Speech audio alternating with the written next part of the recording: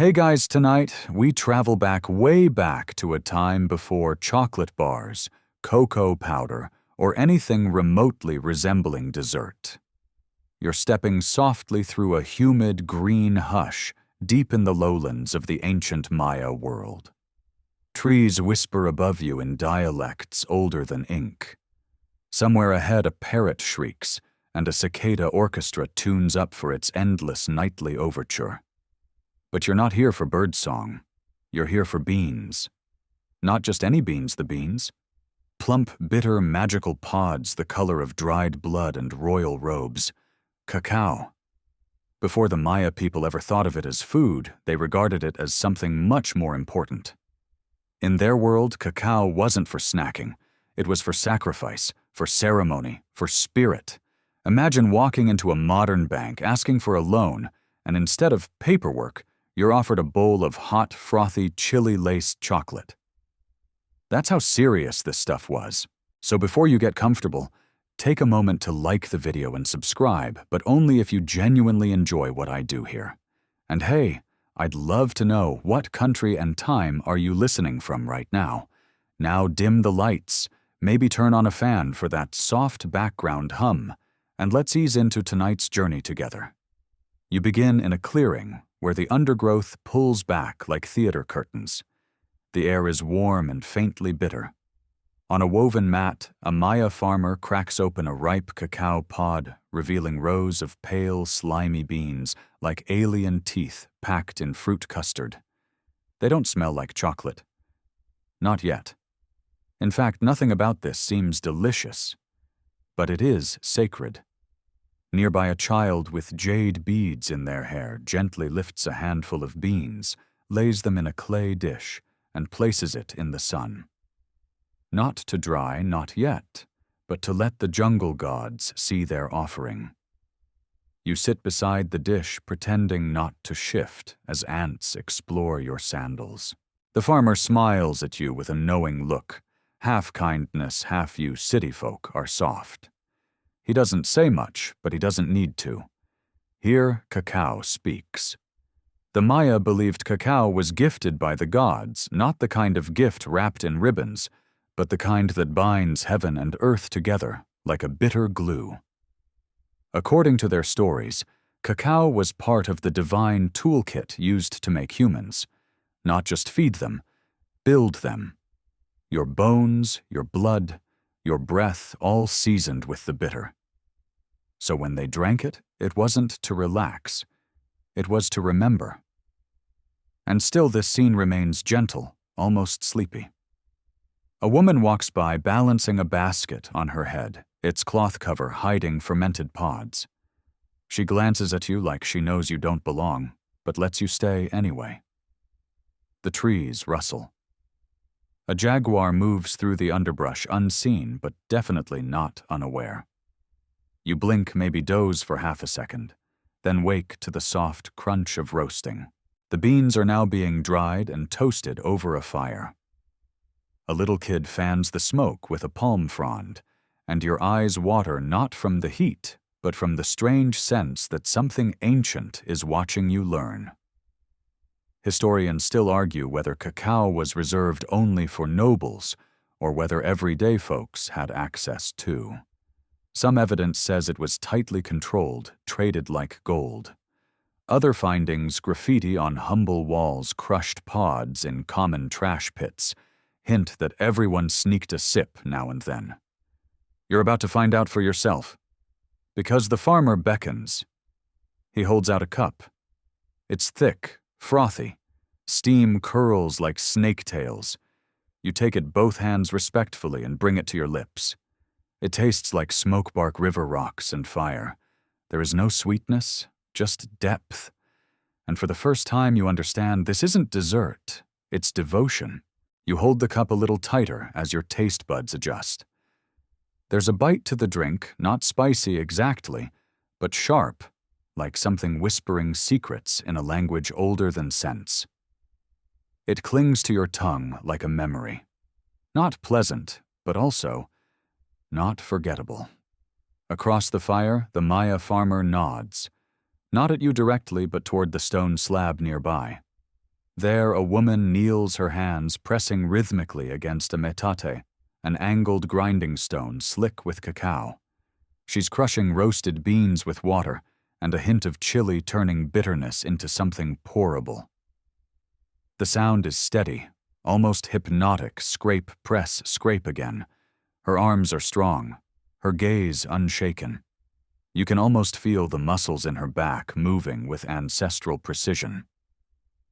Above her, the canopy shifts, and sunlight slices through in golden shafts, spotlighting her labor like a holy rite.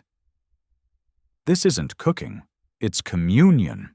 Beside her, a bowl of crushed annatto seeds waits to stain the chocolate, a regal red. Not for flavor, no, that's not the point.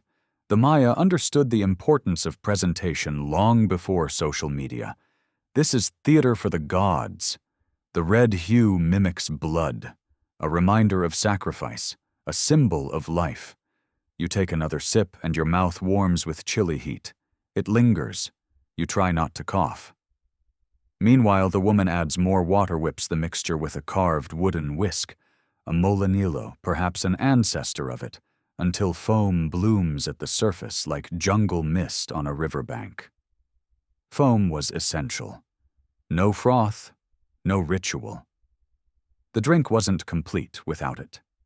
Historians still argue whether the foam's purpose was spiritual aesthetic or simply practical, maybe all three.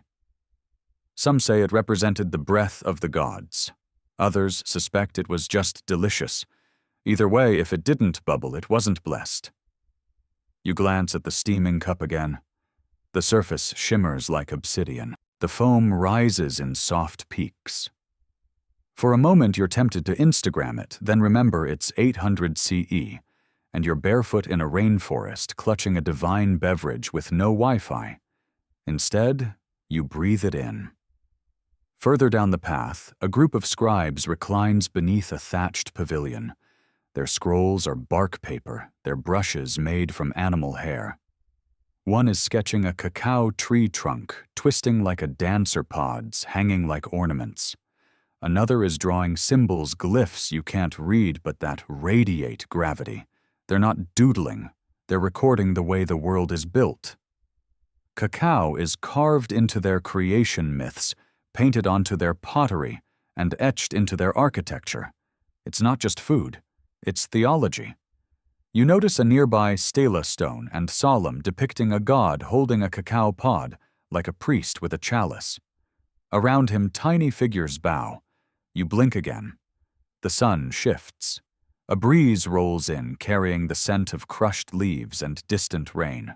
A child giggles as they chase a parrot. The woman grinding cacao has started singing under her breath. It's not a song you understand, but your spine tingles. Something about it feels like home. You look at the cacao beans again, so small, so oddly shaped, and yet they shaped empires. Just like that, the fire crackles. The world continues, and you, still holding your cup, feel a little less like an outsider. The song carries you for a moment, soft, cyclical, rising and falling like breath through leaves. You don't recognize the words, but you know the feeling. It's the kind of melody you hum while doing something sacred and ordinary at the same time. Like stirring soup or burying a seed. You settle a little deeper into your woven mat, shifting only slightly so you don't interrupt the rhythm of the day. The grinding continues. The heat settles into your bones. Time here doesn't pass so much as it thickens. Someone walks past with a basket of cacao pods, deep crimson sunlit orange, streaked with gold, like they were painted by hands with flair. The pods look heavy, but their carrier, an older man with teal tattoos swirling up his arms, carries them like treasure or tools. Maybe both. He stops beside a young boy, no older than 10, and cracks one pod open with a practiced knock against a stone. It splits with a damp pop.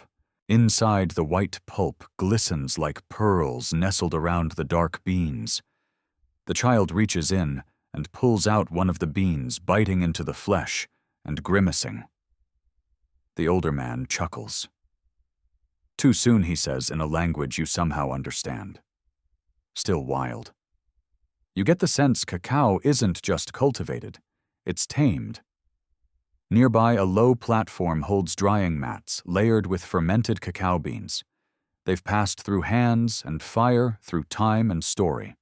Now they're baking under the sun, exuding a scent that's half sour, half smoky, all ancient. Occasionally, someone turns them with a carved paddle, as if stirring dreams. You crouch beside a woman overseeing the process. Her fingers are stained brown-red from the pulp.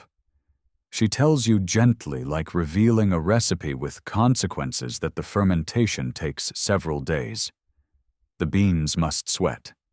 They must transform. It's not food until it suffers, she says. Historians still argue whether this was a literal belief or a metaphor for growth endurance, or possibly just a poetic excuse for why chocolate starts out so bitter. But in this moment, you don't argue. You just nod. Then you notice her jewelry tiny beads made of fired clay shaped like cacao pods. Around her neck, a pendant etched with the glyph for cacao. You ask if it means chocolate. She smiles. It means life. You watch as she picks up a small bowl of roasted beans, dark and glossy like polished river stones. With a slow reverence, she crushes one under her thumb. Crack. The aroma escapes earthy, warm, oddly intimate. It smells like the promise of something deeper. A child nearby offers you one. You hesitate, then bite. It's gritty, intense. A flavor not meant to be liked immediately, but meant to be remembered. You chew, you swallow, and somehow you feel honored. Farther off near the edge of the clearing, a tall stela stands half swallowed by vines. Its surface is etched with a procession of figures bearing bowls and spoons, each one larger than the last. At the top, a deity with jaguar eyes and cacao blooming from its palms. No one here glances at it. They already know. That's just how things are. You run your fingers over the carvings. They're worn, but not forgotten. Every line still tells the same story. Cacao is a bridge. Between people, between worlds, between this breath and the next. The sun creeps lower. Shadows stretch. Someone taps your shoulder and offers another cup. This one's spiced with vanilla orchid and wild honey. You sip. It tastes less like dessert and more like memory. A reminder. A reward. And still not sweet. You rise with the slow caution of someone not wanting to disturb the soil beneath them. Around you, the daily rhythm hums on children chasing chickens around a tree, the soft scrape of obsidian tools against wood, the far-off pulse of drums as steady as a heartbeat from the earth. Someone offers you a handful of cacao beans, dry now, firm, slightly warm from the sun. You accept them with both hands, because that's the kind of thing that feels right here. You thank them, though no words pass. Gratitude in this place seems to move in gestures, not syllables. You wander toward a shaded corner of the village, where the air smells not of beans or sweat, but of smoke and stone. A young woman crouches before a komel, a flat clay griddle set over a glowing fire pit.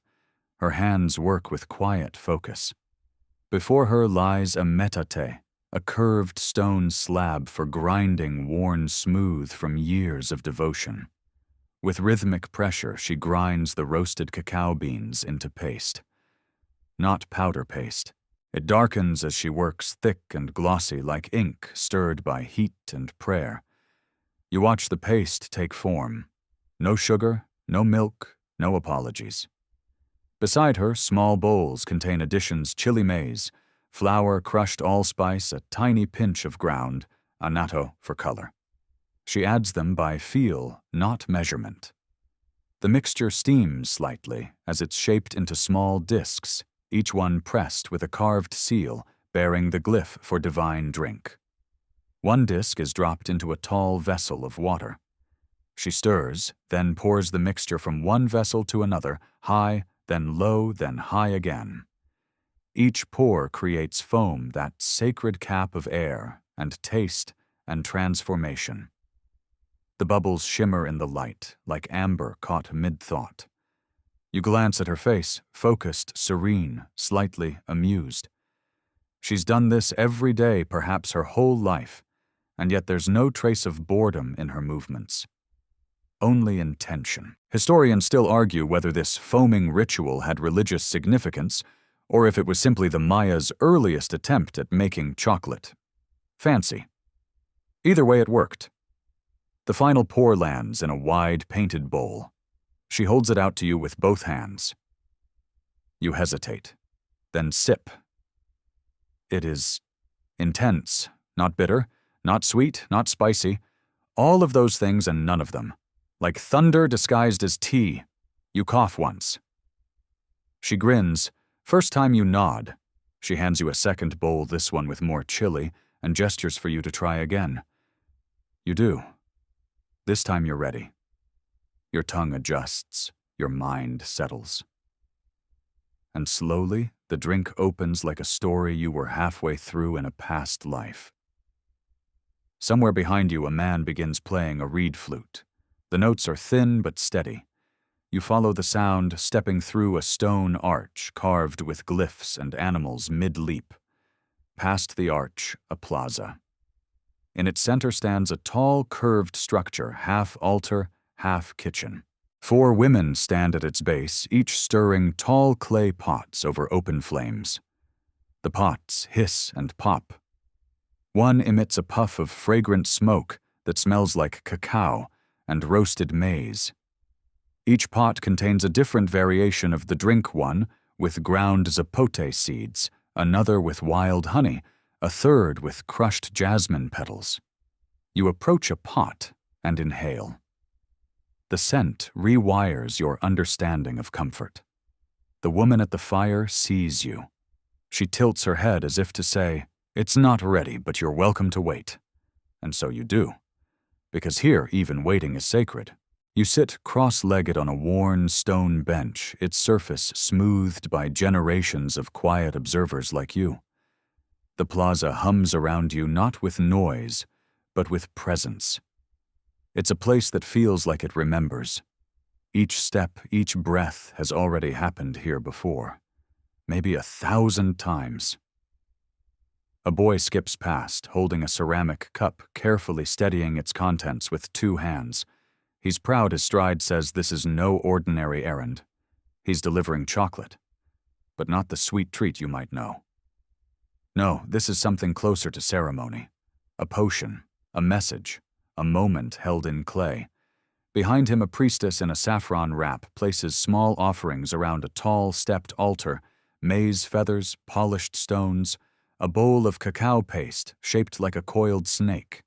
Incense curls up in slow ribbons from the stone corners. You watch as she kneels beside a small shrine, inset with jade. She murmurs a blessing, her voice low rhythmic, as if meant to calm the very air. Then gently she lifts a gourd filled with cacao brew and pours a single stream onto the earth. The liquid darkens the dust for just a moment before vanishing. A gift returned to the gods. Historians still argue whether the Maya believed cacao was a literal link to the divine or simply the most elegant metaphor they had. But when you see this quiet, reverent pour, it's hard not to feel like the drink is speaking for them. You stand drawn now toward the temple steps, where elders sit in shaded recesses, their fingers stained with pigment, their mouths still echoing with stories that began long before dawn.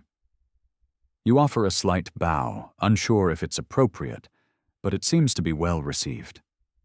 One of them gestures for you to come closer. You do. He motions toward a bundle of painted codices unrolled before him, pages made of bark and lime, layered like delicate secrets. The glyphs are stylized, but somehow not confusing. A curved hand here means offering. A spiraled tongue perhaps means song. And again the cacao glyph appears. Over and over, in scenes of harvest, of feasting, of marriage and war and birth and sleep. It's everywhere, a thread woven through the fabric of everything else.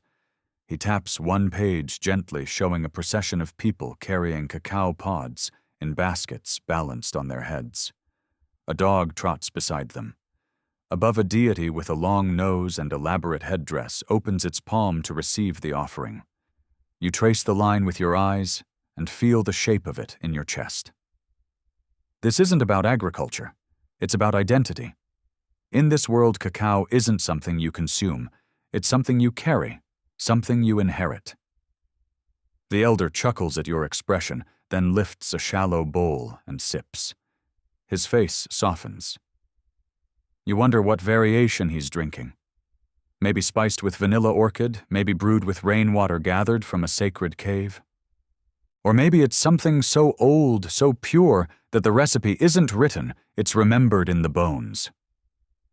Someone strikes a low drum. The sound pulses outward like a heartbeat. In the far corner of the plaza, two women begin to chant. Not loudly, not solemnly. It's more like humming, but older. A melody that doesn't need instruments because it's always been here. You let your eyes close for a moment. You breathe in ash and cacao and stone, and just for a moment it's enough. Just the breath, the earth, and the bitter drink that somehow tastes like memory. You wake not from sleep, but from stillness. The kind that seeps into your limbs when the air is thick with story and smoke. The kind that makes time feel less like something ticking forward and more like something folding gently over itself. The plaza has shifted again. It's quieter now. Most of the celebrants have moved inside. Only a few figures remain sweeping dust, stacking bowls, humming to themselves. You follow the fading trail of footprints to the edge of a shaded arcade where steam curls lazily from behind a woven reed curtain. A young woman peeks out, her cheeks dusted with ash, her arms streaked with something brown and sticky. She doesn't speak, just beckons.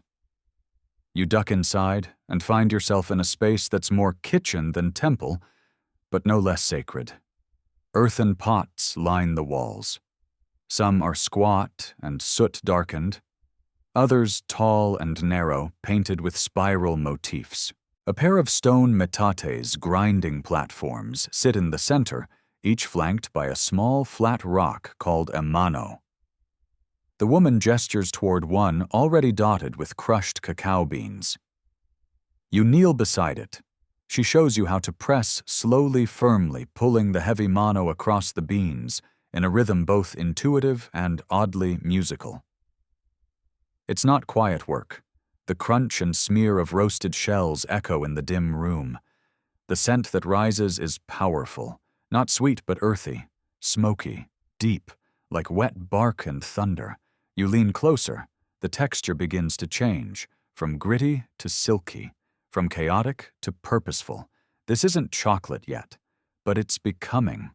Historians still argue whether this process grinding cacao into paste was a domestic act or a priestly one, whether it belonged more to the kitchen or the altar. But here in this room, it's clearly both. You watch as the woman adds water to a clay jug over the hearth. Then a twist of chili, a touch of maize flour. She stirs with a stick carved like a serpent's tail. The mixture bubbles thick and dark. She pours it between two vessels, high, arcing streams that aerate the drink, make it foam. The froth is important. It's not just texture, it's spirit. To drink chocolate flat is like whispering when the gods expect song. You're handed a cup. It's heavy warm, painted with curling vines and a stylized jaguar. You sip. It's nothing like modern chocolate. There's no sugar, no dairy, no bar-shaped comfort. Instead, it's sharp, spicy. It bites the back of your tongue and settles like embers in your throat. But it's alive. It's alive in a way that startles you. And for a second you understand this isn't food, this is power. You sit with that. Literally. Because you've been handed a small stool and encouraged to remain while more cacao is ground-poured, shared. It feels like an invitation, a challenge, a conversation older than any language you know. The woman finally smiles. "Cacao," she says softly, pointing to the cup. You nod, mouth-tingling heart, surprisingly full. Outside, the sky has turned coral. Somewhere a conch shell blows low and long and full of longing. You rise, bowing your thanks. She returns the gesture, then turns back to her stone grinder, already beginning the next batch, already continuing what began long before her and will continue long after. You step back into the open air, the memory of unsweetened chocolate still clinging to your tongue like smoke in silk. The world feels altered just slightly, like the ground beneath your feet remembers more than it lets on. There's a low hum in the distance, not a chant, not a song, just the sound of people working in harmony with the day.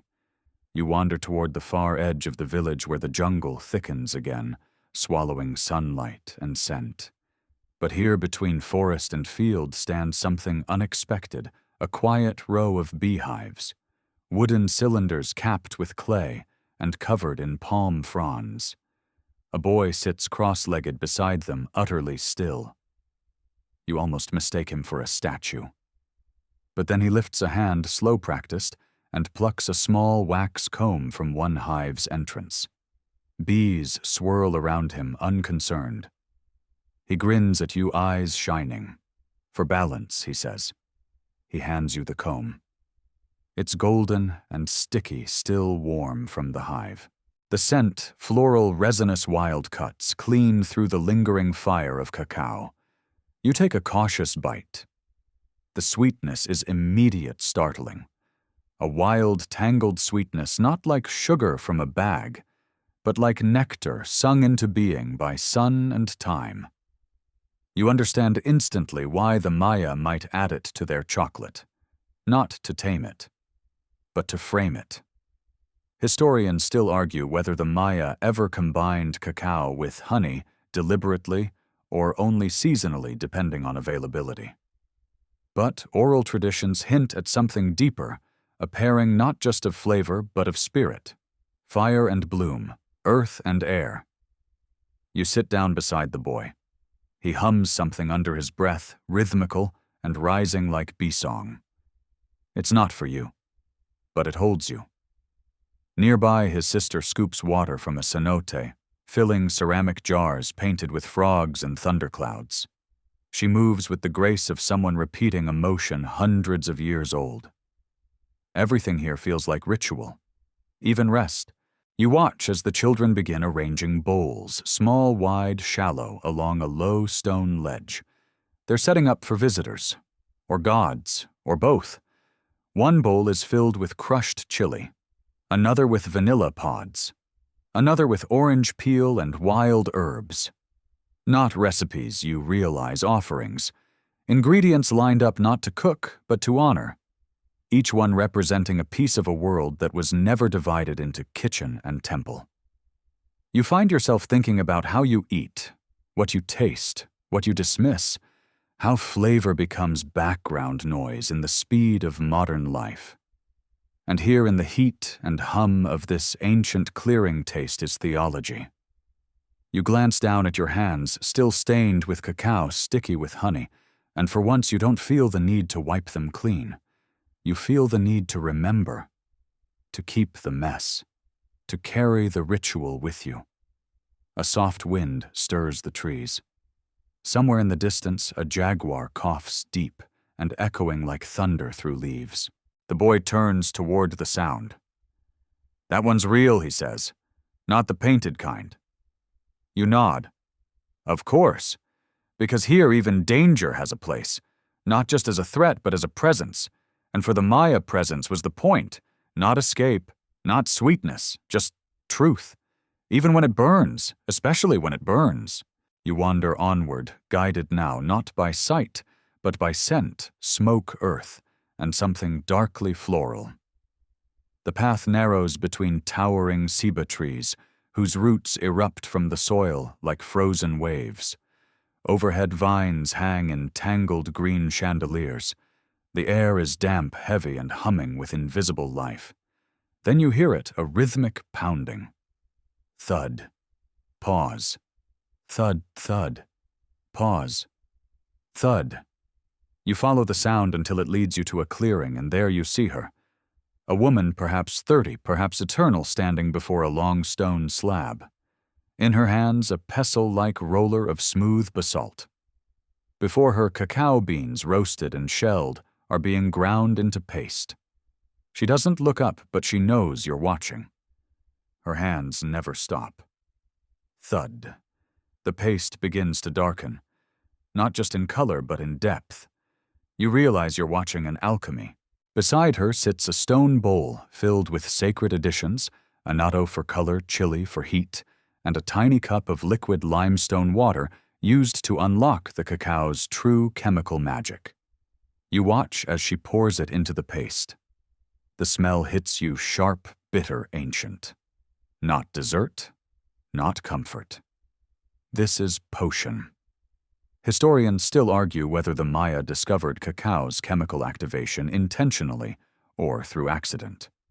The use of alkaline water nixtamalization was already applied to corn, and some suspect a clever culinary leap brought it to chocolate too. Others believe it was ritual knowledge passed by dream and fire. Either way, it changed everything. The woman begins to shape the paste, rolling it out into discs. Not for chewing. These will be stored later rehydrated into drink, but not with milk, not with sugar. Only water and reverence. One disc she presses with a carved wooden stamp, symbols of the moon and the jaguar. You step closer. She finally looks up. Her eyes hold you in place, not unkindly. You feel like a question being weighed. She nods, then gestures to a small bowl beside her, steam curling like a serpent from the surface. You lift it. It's heavier than expected, dense, alive. You sip. It is nothing like you imagined, and exactly what you feared. The bitterness is total, sharp as obsidian, but layered. There's fire in it, and ash, and something like stone made drinkable. Your tongue searches for sweetness, but finds something else, depth. This is not a treat, it's a challenge. You close your eyes and sip again. The woman speaks, her voice low and even. It's not made to please you. Another sip. And you understand, it's made to wake you, to remind you that life was once harder, darker, sacred. You open your eyes. The jungle seems clearer, the birds louder, your breath slower. This drink is not about flavor. It's about memory. It's about earning every sensation, bitter, burning, brilliant. You place the bowl down with both hands, feeling the cool of the stone counteract the fire in your veins. The woman turns back to her grinding. Thud. The past continues steady and indifferent to your presence, but you know you've been changed. A little, like water meeting stone. You step back from the scene and glance at your fingertips, stained again with traces of something old, something sacred. You don't wipe them off. You want them to linger. Your legs carry you further down the path, guided now by the low hum of distant chanting. Not melodic exactly, but rhythmic, pulsing, like the beat of something older than music. You move toward it instinctively, like a moth drawn to the heat of a flame rather than its light. The trail opens to a ceremonial platform, an open-air plaza ringed with tall wooden poles draped in crimson and indigo cloth. Carvings spiral up each post, jaguars mid-pounce, serpents devouring suns, maize gods dancing on clouds. The sun above beats steadily, casting long shadows that sway like priests. In the center, a young man kneels beside a fire pit, fanning embers beneath a shallow ceramic vessel. Cacao again. But this time the context is different. This isn't domestic preparation. This is ritual. The man's face is painted with ochre and soot. A thin line of liquid chocolate thinner than blood, darker than night, drips from his wooden ladle into the fire's heart. A hiss, a curl of smoke, a whisper of sacrifice. You watch him pour again. Steam rises not just from heat, but from meaning. This isn't just a drink, it's an offering, a bridge between human and divine. Historians still argue whether the Maya considered cacao a literal form of blood or simply symbolic. Some believe the bitter drink stood in for actual blood, in certain ceremonies preserving sanctity without shedding life. Others say it accompanied offerings sweetened with human sacrifice itself. Either way, you understand one thing clearly: this isn't about indulgence, it's about exchange. The young man doesn't speak, but his gestures are clear. He dips a leaf into the brew, raises it skyward, then touches it to his own forehead, his heart the ground. A cycle, sky, self, soil. You feel strangely emotional watching it, not out of sadness, but out of reverence. The way one might feel seeing the sun crest over a field at the exact moment a child is born, a reminder that life, even bitter, is beautiful. The young man now offers the bowl to a figure emerging from the shadows, an elder hunched yet radiant, adorned in layers of bark cloth and turquoise beads. Her eyes are nearly shut, but her presence is immense. She takes the bowl, does not drink. Instead, she lifts it high, murmurs something too soft to catch, and pours it slowly onto the fire. The flames hiss, crackle, rise. The scent is heady earth smoke, cacao, and a distant trace of something floral, maybe marigold or crushed jasmine. This is not about taste. It is about the gods listening, and perhaps answering. The chant resumes, low, steady, more voices joining in from the edges of the plaza, some from faces you hadn't seen before. Others you suspect aren't entirely here. You close your eyes. The rhythm enters your chest, syncing with your breath, your pulse. You lose sense of where your body ends, and the sacred space begins. A priestess brushes past you gently, as if reminding you that your presence is permitted, but never central. You're not the story here. You're the witness. And that is enough. You take one last glance at the cacao-filled bowl, now empty, its inner surface etched with flecks of what once was. Not a waste, but a message delivered. Then you step back into the shadow of the nearest pillar and let the ritual continue without you. Because some things are not yours to hold, only to remember. You leave the ceremonial plaza quietly, your footsteps softened by the woven rush mats laid over stone. The chanting fades behind you, replaced by the susurrus of wind teasing through maize stalks. Somewhere in the distance, a bird calls a drawn-out warble that sounds suspiciously like a flute deciding to nap mid-note. The path ahead dips slightly, winding down into a shaded grove. The air here is cooler, touched with moisture, and the earthy tang of clay. You pause, because here is where the making begins. You've reached a workshop, but not the bustling kind filled with hammering and shouting. This is the domain of calm craftsmanship. 4 women sit around a circular stone slab, each with a wooden stirring spoon and a heavy grinding stone. Their arms move in tandem, slow, firm, meditative. Before them lie mounds of roasted cacao beans, their brittle skins split and curled like old scrolls. With rhythmic precision, the women crush the beans into thick, glistening paste. Not powder, paste, oily, dense, almost alive. They add nothing sweet, no sugar, no cinnamon, no milk, just water, a little chili, a pinch of sacred ash. Then they pour and pour again. Lifting the liquid high above their heads, letting it stream back down into their clay jugs, creating foam, thick, tan, bitter foam that blooms like a crown atop the drink. This, you learn, is the point. The Maya didn't merely drink chocolate. They created a texture, a mouthfeel, a sensual foam so vital it had its own name, tzu. Without foam, it wasn't finished. You crouch to watch closer.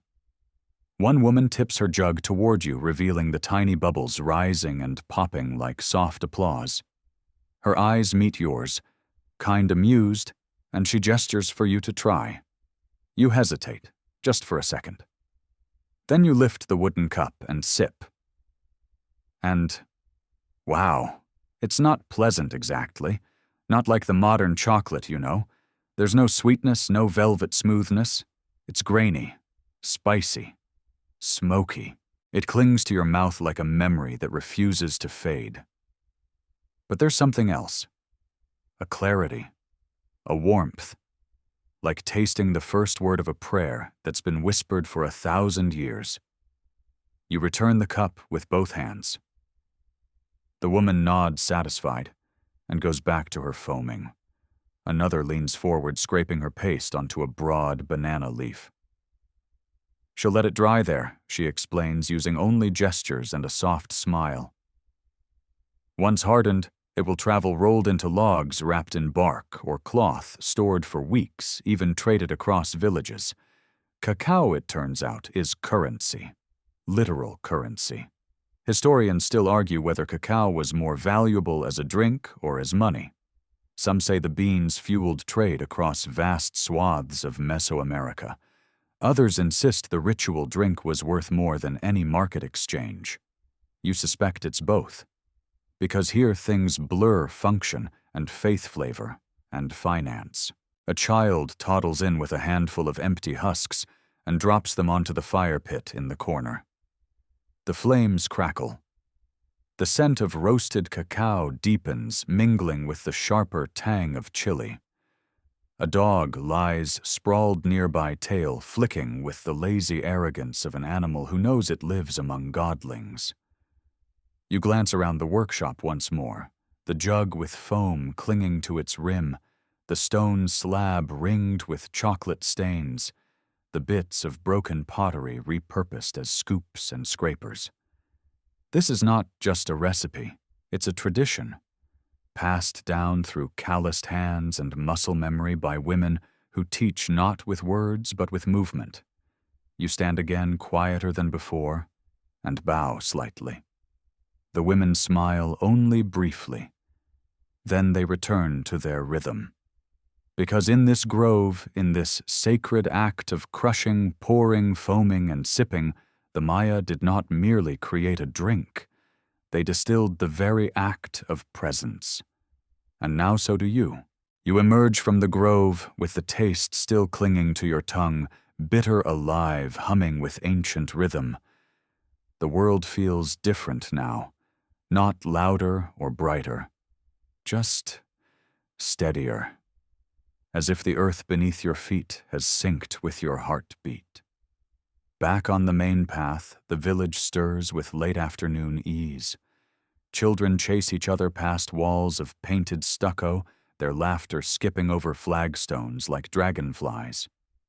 A man in a russet tunic carries a basket filled with cacao pods, each one split open to reveal rows of pale, glistening seeds that look more like alien teeth than future chocolate. He nods to you, then disappears behind a curtain of drying corn husks. You follow your nose. It leads you to another space, smaller, darker, more private. This isn't a communal workshop. This is a home. You duck through the low doorway, eyes adjusting to the dimness inside. Here a family is gathered. A woman scrapes chocolate paste from a painted bowl onto flat stones near the fire. Her daughter carefully adds chili and maize flour, stirring with the reverence of someone tending to both food and memory. An elder, wrapped in teal and indigo cloth, hums softly as he fans the flames. And in the center of it all, a young boy pours from one jug to another, mimicking the foam-lifting technique you saw earlier. His stream is clumsy. He spills a lot. But no one scolds him. They only smile. This is how it's learned. Not in temples, not from scrolls, but from repetition, from mess, from shared spoons and sticky fingers, from the stories passed down with every stir. You crouch near the fire and watch as they prepare a version of the drink meant not for ritual or ceremony, but simply comfort. It's not strictly traditional. They add a bit of honey this time, a few dried flowers, something to soften the edge. The boy offers you a cup. You sip again, expecting that same earthy thunder, but this time it's gentler, smoother, a late summer evening of a drink. The foam still whispers against your lips, but now there's a sweetness underneath. Not sugar, something like memory wrapped in heat. The elder clears his throat and tells you a story. It's about the gods, of course. According to him, chocolate was a gift from Kukulkan himself, the feathered serpent, who taught humans how to coax flavor from bitterness. He didn't give it to them sweet. No, that was their task, to make the sacred palatable. Historians still argue whether these myths arose independently or were layered onto older agricultural legends. But here in this room there's no debate. The story is truth because it has been tasted again and again by generations. You sip once more. And the elder continues. He speaks of warriors drinking chocolate before battle of brides, sipping it on their wedding night of kings, demanding a dozen jugs lined in gold, each frothed by hand before sunrise. He talks of droughts when no cacao grew, and how the village would whisper prayers over the empty trees. He describes a time when enemies tried to steal their crops, and how the villagers hid the beans in clay pots buried beneath their homes, guarded by dogs and dreams, and old women who pretended not to see. Each sentence wraps around the next like smoke, curling upward into the rafters, and still the drink warms your palms. A child yawns. The fire crackles. You don't take notes. You don't need to. The story is already settling somewhere deeper than memory, closer to marrow. And besides, this isn't a tale meant to be studied. It's meant to be lived. Sipped, shared. The boy spills more foam, laughs. His sister dabs it from his nose. You smile, your cheeks warm from both drink and moment. Because now you understand. The Maya didn't make chocolate sweet. They made it sacred, not because it tasted good, but because it asked something of you to sit, to listen, to taste bitterness, and find beauty anyway. And maybe that's better than sugar. You leave the home, gently ducking under the low doorframe again, and stepping into the settling dusk.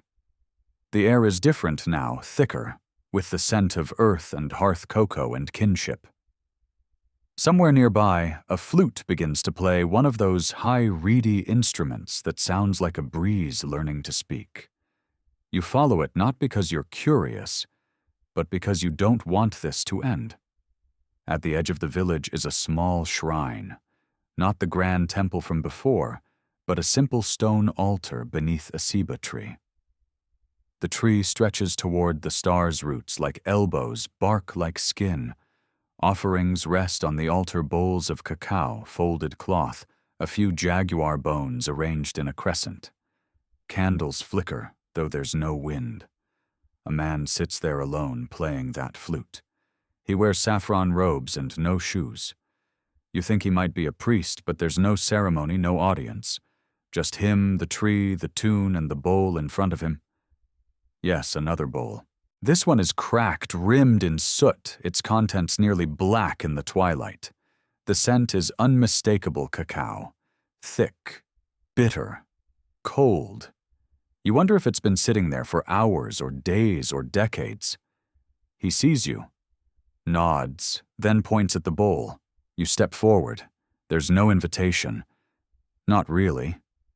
But somehow this feels like part of the journey. You kneel. You lift the bowl. It's heavier than it looks, densely packed with meaning. Or maybe just sediment. You drink.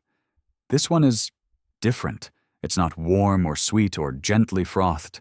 It's gritty, earthy, astringent, and yet it's perfect because this is what the first chocolate must have tasted like. Not romantic, not ceremonial, just real. A seed crushed by hand, a paste blended with water. Nothing added, nothing hidden, just truth. And now it lives inside you. Historians still argue whether the earliest cacao drinks were purely culinary or deeply sacred. But standing here bowl in hand, heart full of strange harmony, you stop caring about that argument entirely. Because it's clear, for the Maya, there was no separation. Food was spirit. Spirit was story. Story was life. The flute melody shifts. The sun slips below the jungle canopy. And from the shadows behind the shrine, more figures appear. Quiet ones, elders, youngsters, mothers holding sleeping infants, a few dogs, a parrot. One by one they sit near the altar, not worshipping, just gathering. The man stops playing. He raises his bowl, and without a word the circle begins to share. No chants, no speeches, just the slow passing of bowls from hand to hand, the nods of gratitude, the quiet exhalations after each sip. You sit with them. Someone passes you another bowl, warmer, sweeter this time, with a swirl of vanilla. A different expression of the same soul. You sip again. Still no sugar. But maybe something better. You think back to earlier, to the first grindings on that volcanic metite, to the foam-lifting rituals, to the boy spilling cocoa like joy on the hearth. This is all part of it.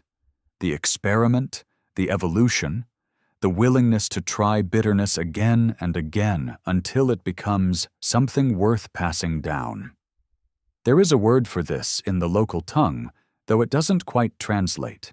It means something like flavor carried by memory, or perhaps the taste of what was meant. You lean into the firelight and begin to feel it yourself. Not just the heat, but the history. The stars are out now, and the silence is no longer empty. It's full of wings and whispers, and the promise of another round. You close your eyes and listen to the earth churning beneath your feet, to the trees murmuring above, to the ancestors who still somehow stir each pot of chocolate with a grin and a warning. The Maya never needed sugar. They had time. They had patience. They had stories stirred into every sip. And now so do you.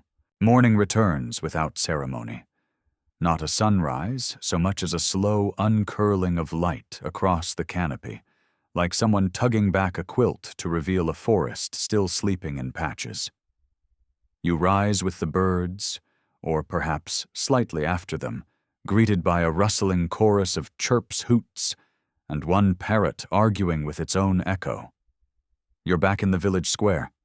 The fire from last night has burned down to embers, but the air still carries that unmistakable hint of chocolate, earthy, bitter alive.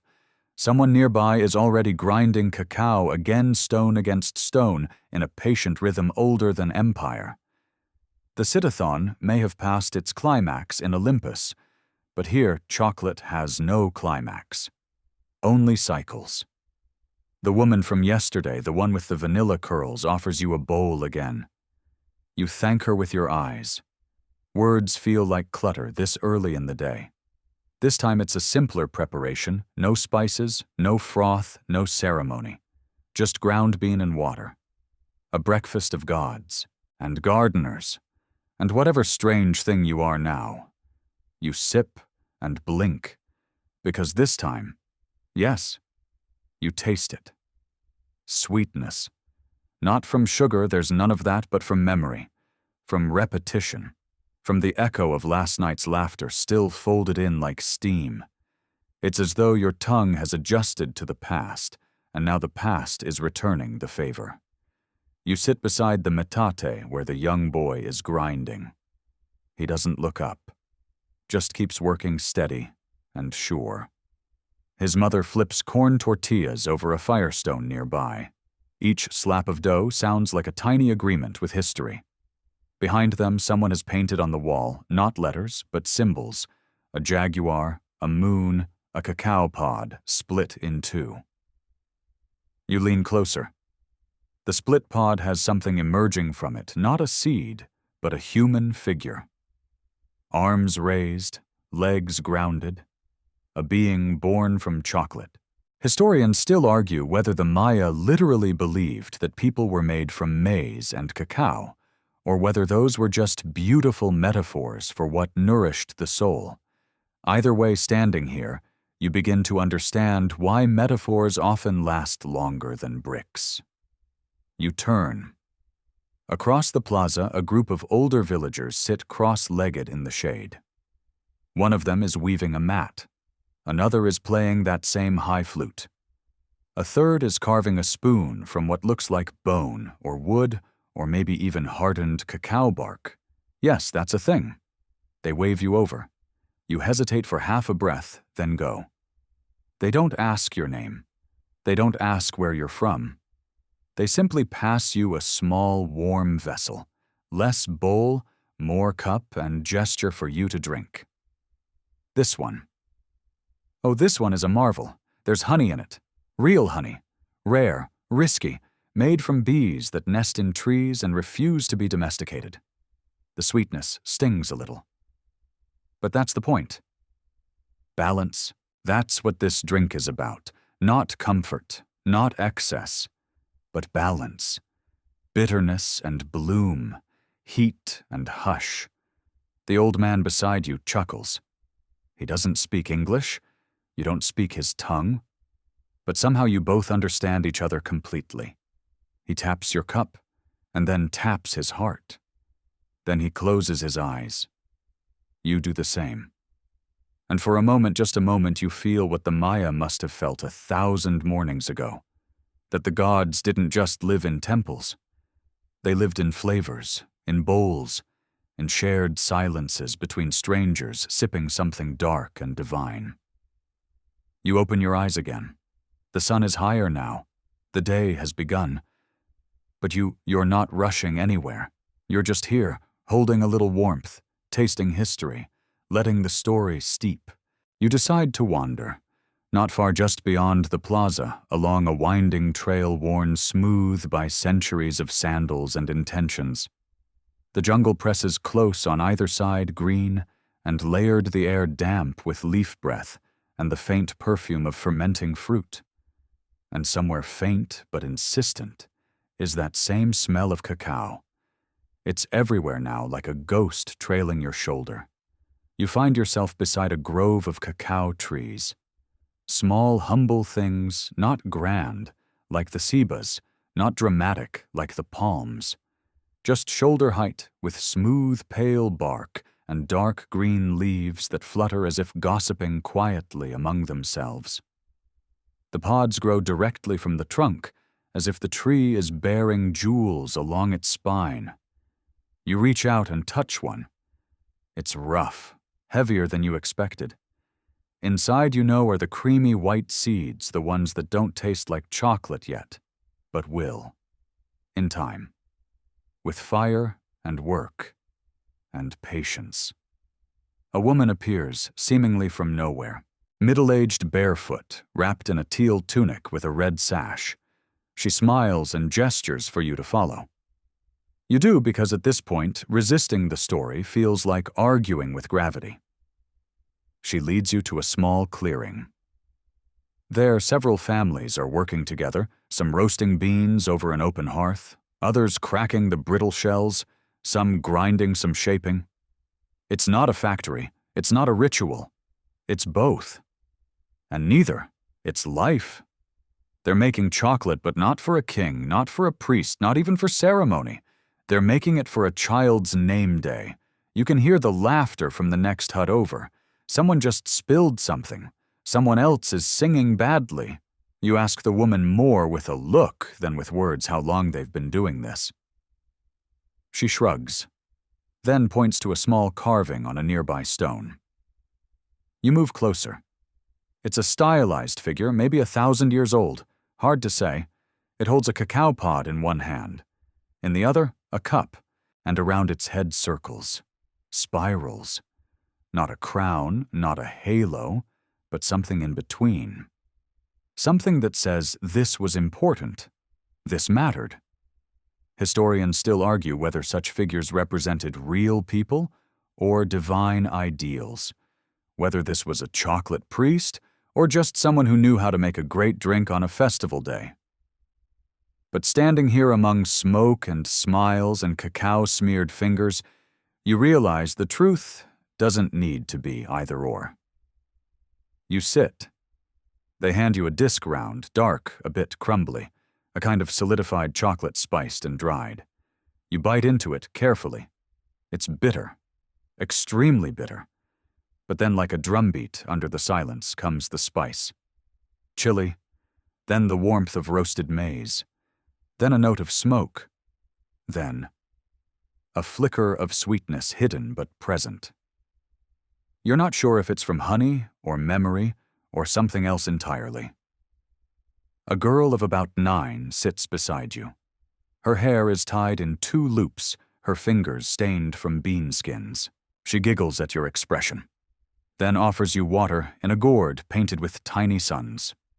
You thank her, in English. She answers in Mayan. You both shrug and smile. It's enough. Time passes, or maybe it doesn't. You're not sure anymore. Eventually, the woman returns and offers you one more gift, a small pouch made of woven fibers, filled with roasted cacao beans. You hold it to your chest like it's sacred, because maybe here it is. As you rise to leave, she says one word. You don't know it, but something in her tone tells you what it means. Remember, you will. Because chocolate, you now understand, is not a flavor. It's a bridge. A story you carry in your mouth and your memory, and if you're lucky, your heart. You make your way back toward the ceremonial center, the little pouch of cacao beans warm in your hand, and heavier than it should be, like it's absorbed time itself. The jungle opens up again, revealing the towering stone structures of the old city, silent, eternal watching. And sitting at the base of one of them is a lone figure. You recognize her immediately. Not by her face, you've never seen it before, but by the way she holds herself. Straight spine legs tucked to one side, hands folded like quiet architecture. It's the scribe again, or someone like her. She's older now, or younger. You can't tell. But the resemblance is uncanny. She is carving. Not into stone this time, but into a small panel of wood with a sharp obsidian blade. A codex, perhaps. She looks up at you and nods. On impulse, you offer her one of the cacao beans. She studies it, then grins not politely but knowingly. She opens a pouch of her own and places your bean inside. A trade, it seems. Then she gestures for you to sit. So you do.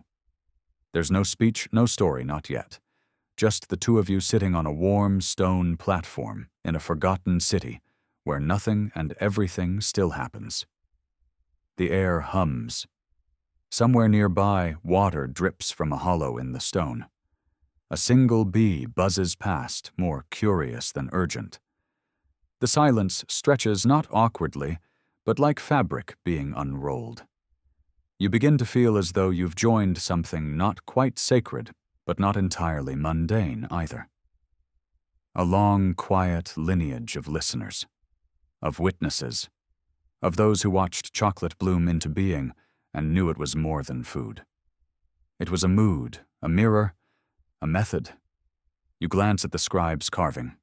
It shows a figure with both hands lifted. In one hand, a cacao pod. In the other, a drinking vessel. Around them, spiral glyphs, some you've seen in museum vitrines, others that might only exist here now with her. You ask her what it means. She thinks for a moment, then shrugs. Depends who's reading. You both laugh. The sun begins to lower behind the stone ridge. Shadows stretch, elongating the plaza, painting everything in gold and umber. You realize this is it, the end of the sit-a-thon, if you will. The final round of the long ceremony that started thousands of years ago, when someone first cracked open a cacao pod and thought, there's more to this than bitterness. Historians still argue whether the Maya invented chocolate for gods or people, whether it was sacred or social medicinal or indulgent. But as the final breeze of the evening curls past your face, carrying the last faint scent of roasted beans and crushed flowers, you find yourself not caring about the debate. What matters is that they made it. And so centuries later do we. Because sometimes history is written not with ink, but with tongue and teeth and taste. And that in the end is what you carry home, not a fact, but a flavor. A memory in your mouth, a hush in your bones. So now as you lie back, eyes growing heavy, let the echoes of cacao fields and jungle paths settle softly around you. Feel the warmth of the afternoon sun through jungle leaves, dappling your skin with gold. Feel the cool of shaded stones beneath your fingers. Hear the rustle of leaves stirred by invisible breezes and the distant laughter of children celebrating something simple, something sweet.